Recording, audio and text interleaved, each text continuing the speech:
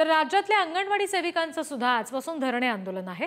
मानधन वाढीच्या मागणीसाठी अंगणवाडी सेविका आक्रमक झाल्यात। लेखी आश्वासन देऊन सुद्धा मानधन वाढलं नसल्यामुळे आक्रमक भूमिका घेतली गेलेली आहे। या आंदोलनाकडे दुर्लक्ष केल्यास राज्यव्यापी मोर्चा काढू असा इशारा आक्रमक झालेल्या अंगणवाडी सेविकांनी दिलाय असं समजतंय। या सगळ्या संदर्भात आणखी तपशील घेऊया प्रतिनिधी धनंजय दळवी यांच्याकडून।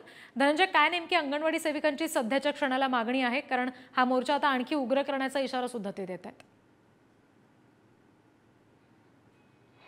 रिद्धी, आपण जर पाहिलं तर पेन्शन असेल, ग्रॅज्युएटी असेल आणि त्याचबरोबर अशा विविध मागण्या ज्या आहेत त्या अंगणवाडी सेविकांच्या होत्या आणि कर्मचाऱ्यांच्या होत्या। त्याचबरोबर महत्त्वाची मागणी होती ती म्हणजे मानधन वाढ।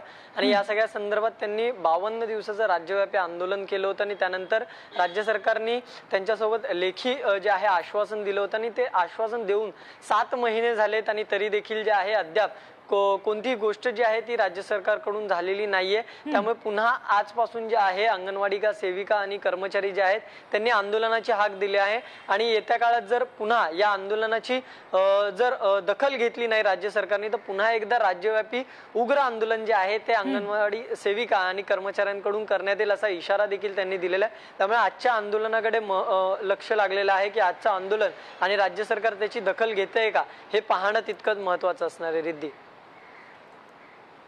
जी, निश्चित। धनंजय, या सगळ्या पार्श्वभूमीवर सध्या अंगणवाडी सेविका आता नेमकं कुठे त्यांचं हे आंदोलन सुरू आहे, तिथे दखल घ्यायला कोणी सरकारी अधिकारी किंवा नेते पोहोचलेत का? त्यांच्या अडचणी प्रत्यक्ष जाऊन जाणून कोणी घेतल्यात का? रिद्धी, आपण जर पाहिलं तर थोड्या वेळाने या आंदोलनाला खऱ्या अर्थाने सुरुवात होणार आहे। 10:30-11 नंतर जे आहे ती आंदोलनाची परवानगी हे आझाद मैदान या ठिकाणी देण्यात येते आणि त्यानंतर या ठिकाणी सगळ्या कर्मचारी आणि अंगणवाडी सेविका जे आहेत त्या या ठिकाणी एकत्रित येतील आणि त्यानंतर त्यांच्या आंदोलनाला सुरू होईल आणि त्याची दखल आणि ज्या वेळेला हे आंदोलन सुरू होईल तेव्हा पुन्हा एकदा धनंजय तुमच्याकडे येऊ।